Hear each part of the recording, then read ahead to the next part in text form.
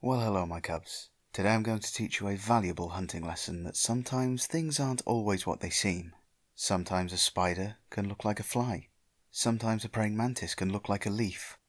And sometimes that relaxing wind in the trees rustling through the leaves is their whispered roars. 5 minutes from quitting time at 8 o'clock, and Carl and his colleagues were seated at their desks, each and every one silently dreading that time of night.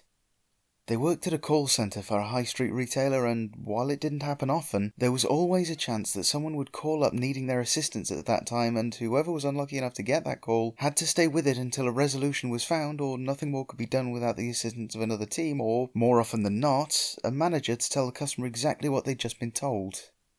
Conversation between colleagues became strained as they all prepared to go home and stopped pretending to even care the slightest bit about each other. Some of them even shut their phone lines off so they couldn't be the one to get the call, but Carl, ever the slave to his work ethic, refused to do so. He saw working in customer service not as just a job, but as a duty to serve the customer, though he regularly cursed himself for it. 4 minutes. He hated working the late shift and dreaded this time in particular, as the last bus that would get him home left a scant few minutes after the office is supposed to close, and he always had to run to catch it, even if he managed to leave on time. Missing it meant a 4-mile walk home through areas a serial killer would be delighted to discover. Unlit back roads, and at least one point where the nearest home is half a mile away and well out of screaming range. It was by no means an impossible walk, and some may question why he even bothered catching the bus, but after a long day of being the scapegoat for an uncaring employer, he just wanted to be at home with a large glass of his favourite whiskey in his hand as quickly as possible. 3 minutes. The shrill ringing of a telephone filled the almost vacant office, and the air turned blue with expletives as Carl realised it was his. His colleagues offered mockingly fake commiserations while silently thanking the patron saint of underappreciated call centre employees that it wasn't them. He calmed himself down, put on a strained smile and pressed the answer button, praying that it was someone trying to call the wrong department and he'd be able to get them to call back in the morning. There was no such luck, however, and Carl could do nothing but watch his smirking co-workers leave as he was forced to apologise to an irate customer who seemed to want nothing more than to rant and rave about how the quality of their merchandise was absolutely pathetic. He offered the standard platitudes and said he would give them the number for the complaints department who were more suited to dealing with this sort of thing, which the customer took eagerly, only to start raging even more furiously when he found out they worked different hours and wouldn't be in until tomorrow. He threw about curses at Carl for trying to get rid of him and swore to have him fired before the week was out. Of course, this was nothing he hadn't heard a million times before, so he wasn't scared at all of the threats and just desperately wanted the customer to ask to speak to his manager. It was just gone 8:30 before he did so, and Carl offered a silent thanks to any deity that might be listening as he informed his customer that there would be nobody in until tomorrow morning, as the office had actually closed over half an hour ago. Several more profanity-filled sentences later, the customer hung up and Carl was free to go, though he knew no matter how often the bus was late, it was a vain hope that it would be that late and he was going to have to walk. He gathered together his coat and scarf and sighed so deeply he completely emptied his lungs as if trying to rid them of the frustration that filled them. Wandering slowly down the stairs to the office foyer, he met the gaze of the security guard by the door at the bottom. "Jesus, didn't realise anyone would still be up there," he said, chuckling lightly under his breath. "Yep, I was lucky enough to get the last complaint of the day. You know, I don't mind the genuine customer queries, but I just can't stand the absolute..." "Totally get where you're coming from," the guard interrupted in an attempt to cut off the profanity. "Well, unless I come to my senses, I'll see you the same time tomorrow," Carl said wistfully. "Enjoy the rest of your night," said the guard with a friendly nod. Carl pressed the button next to the door to unlock it and pushed through into the brisk air outside. Midwinter brought little more than darkness and chill in the evenings, and he had to lift the collar of his coat and wrap his scarf tightly around his neck in an attempt to keep some of his body heat to himself. Gritting his teeth and preparing for a long walk, he stepped from the cold, artificial lighting of the building into the frosty, real blackness of the winter night. Every step seemed to invite the icy wind right into his bones and joints, and even the exercise he was getting didn't seem to generate enough warmth to combat the chill. Seemingly an eternity later, and yet all too soon, he reached the leg of the journey he hated even when he had to do it in the daylight. It was a 3/4-mile length of unlit and unpaved back road with open fields on one side and a thickly wooded area on the other. It was the latter that he despised, having always had a phobia of woods and forests, or more specifically, the things that lived inside them, even though he knew such monsters couldn't possibly exist. He was thankful that there was no cloud cover, for this allowed the moon to shine through and illuminate the area enough to see where he was stepping. He steeled himself and moved away from the last of the streetlights and into his own personal hell. Every step of the journey seemed to hold something to unnerve him. Looking into the trees opposite him forced his imagination to run wild about the countless eyes watching him from within, hidden between the scant few rays of moonlight dappling the floor through the naked branches. A bat flying through the air briefly became a winged demon from hell, watching his every move, and the sound of the wind through the leaves became the whispering of lost souls desperately trying to warn him away from the fate they had suffered. He tried to block it off and think happy thoughts, but all to no effect. As always at this point, he began to feel paranoid that he was being watched, that something was following just inches behind him, ready to pounce and tear him limb from limb. He tried to sing one of his favourite songs under his breath to distract himself, but gave it up when the wind rushed louder through the trees as if conspiring to drown him out and bury any attempt at a feeling of security. Something had been sitting badly with him for a while, and it was as the whispering of the leaves grew louder that it began to dawn on him what it was. There were no leaves on the trees to make such a sound, and he could feel no gusts of wind caressing the exposed portions of his face. He stopped in his tracks and closed his eyes tightly, desperately and unsuccessfully trying to push the paranoia from his mind. "Okay, alright, there is nothing behind me," he said quietly. "I'm going to turn around to look just to prove that there is nothing there." Taking one more deep breath, he turned slowly on the balls of his feet and opened his eyes. Carl had never liked being proven wrong, but this time it almost caused his bladder to release. He cursed his phobias and his paranoia for making him turn, but most of all he cursed the moon for being so bright. Had it not been for that, he would have stayed blissfully unaware of the creature that now stood before him. It froze when he saw it and held around 15 to 20 feet from him. He was not a short man, but at a good 10 feet in height it still towered over him. With the light of the moon behind him, he could make out far more of the thing than he would ever have wanted to. It rested on all fours with the stature of a gorilla, long arms supporting itself with shorter legs behind, but that was where the similarity ended. Its skin, if it could be called such, glistened like wet leather in the meagre illumination.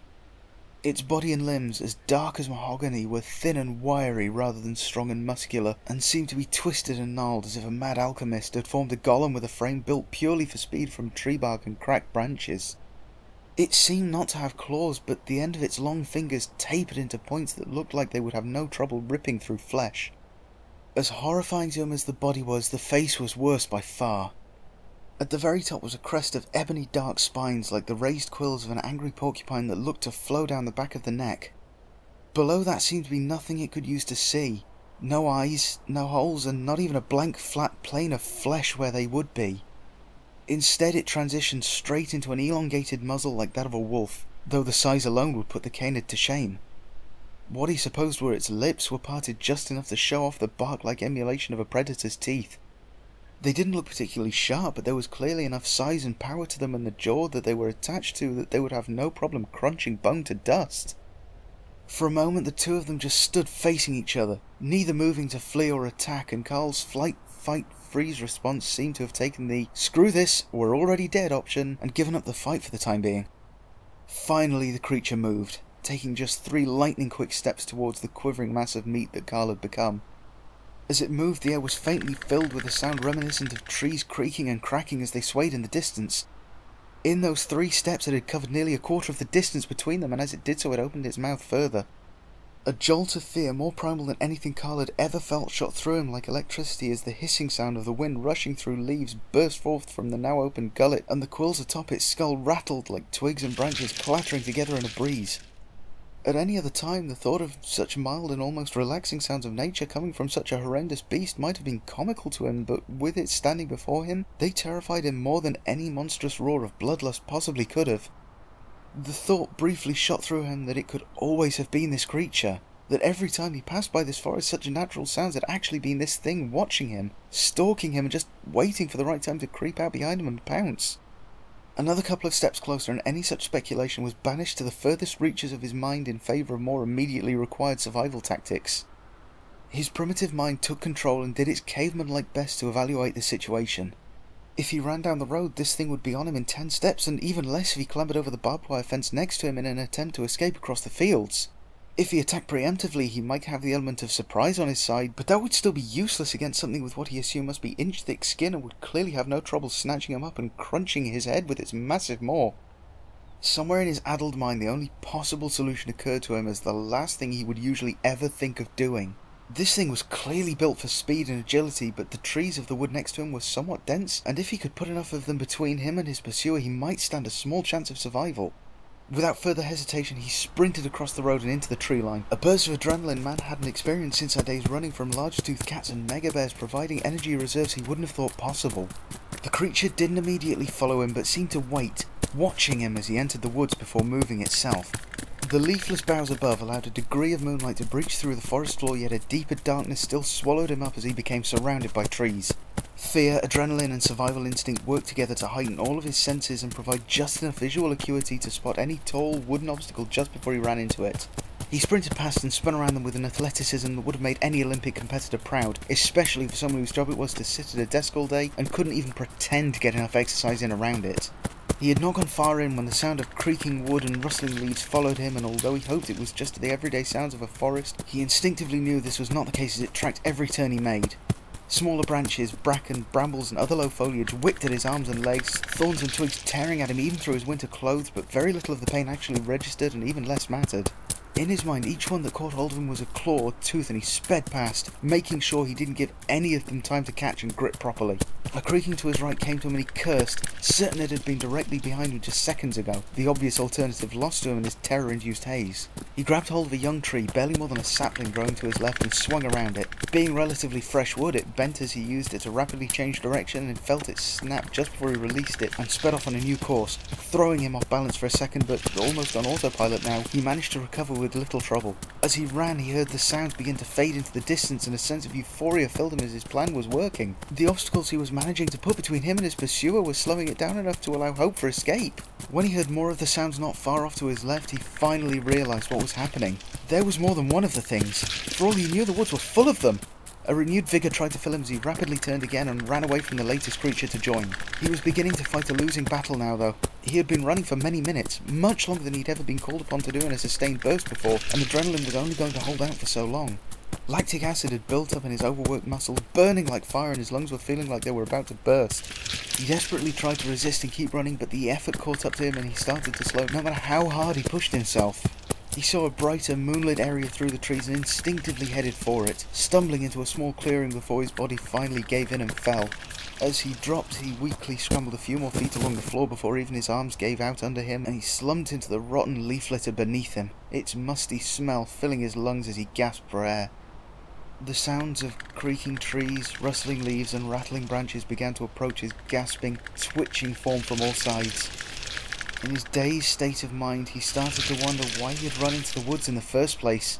He hadn't even known where he would go, which direction would take him to safety once he was inside. He rolled onto his side, drew himself into a ball and began quietly weeping at the fate that was about to befall him. The moon shone with just enough lustre for him to see the beasts as they emerged from the woods. The ones he could see before him moved rapidly, each few steps a staccato beat against the forest floor, and it was then that the true horror of his predicament dawned on him. As each one took a few paces towards him, it would stumble off to the side before having to recover its posture to move back towards him. Such sporadic movement patterns, though not possibly natural, would prevent them from moving in straight lines in anything other than extremely short bursts, but they would be perfectly suited to sprinting swiftly between trees where they would need to frequently change direction. Had he simply run away in the first place, it would have been unable to follow him, and he would have escaped, reported it to the police, and, with a little luck, been safely locked away in a mental institution by morning. The monster in the road had not been a lone predator hunting him itself, and would have been unlikely to attack in the open where it would have been at a disadvantage. Its sole purpose had been to drive him into their home ground of the woods where the rest of the pack would be waiting to herd him until there was no fight left in him. The realization had come far too late to save him as his mind dismissed the last vestiges of consciousness and he mercifully blacked out. The last experience he would ever have was the peaceful, relaxing sound of the wind whistling through the trees, faintly reaching his unconscious mind. And that was their whispered roars, another one I'm particularly proud of, but that's probably because I wrote it to play to my own fears and phobias again. This time, forests, darkness, and dark forests. And before anyone says it, no, not Slender Man. I wrote this one with the thought in mind of the monsters themselves not being the scary part, although they would be scary if you experienced them, as would any predator, but more the noise they made, the corruption of what most people find relaxing, the wind through the trees, into their hunting call, tried to play on the thought that they could in fact be in any forest, or any wooded area, and what you're hearing when the wind rustles is actually not the wind at all, but could be them stalking you, possibly seeing you as their next meal. Now obviously the evolution of such a creature does sound a little far-fetched, because for the most part anything that can't run in a straight line would most likely be picked off by other predators before it could become a viable evolutionary line. However, there are strange and bizarre creatures that evolve, mostly admittedly in enclosed ecosystems, but still, the thought of such a creature existing isn't entirely implausible. Unlikely, admittedly, but not impossible. That said, if I had to pick a description for these creatures, I would still refer to them as some kind of demon or cryptid. Though, what such a creature would be called, I have no idea. If you've got an idea for a name for them, maybe stick that in the comments. I'm not entirely happy with the description of the journey. I mean, 4 miles to some may be a long walk, to others it's not. I mean, I've walked that myself without too much problem. It was the wooded area that got me. 3/4 of a mile. Is that really going to be long enough for such a creature to hunt? Although the idea to me is that it may be longer, that the 3/4 mile is actually essentially the width of the forested area, and it is in fact much larger than that. But as I didn't go into this in the story, and I don't really intend to go back and add it now because it's still kind of a secondary minor fact, I'm willing to let it go. I feel I may have trod a bit of a fine line with the noise they make, because as I said earlier, I did want it to seem the idea of something soothing coming out of something horrifying, but I do worry a little bit that the thought of that sound coming out of such a monstrous creature could actually come across as comical rather than scary. This may just be me being overly critical of my own work though, so please give me your opinions in the comments. I feel that may be a better way to go with my original stories in the future. If you give me a review in the comments, I'll still give a preliminary review and criticism afterwards, but I'm going to leave the most of it down to you. If you liked the video and or the story today, remember that like button is right there. If you really liked it and you want to see more, the subscribe button and the bell next to that are right there too.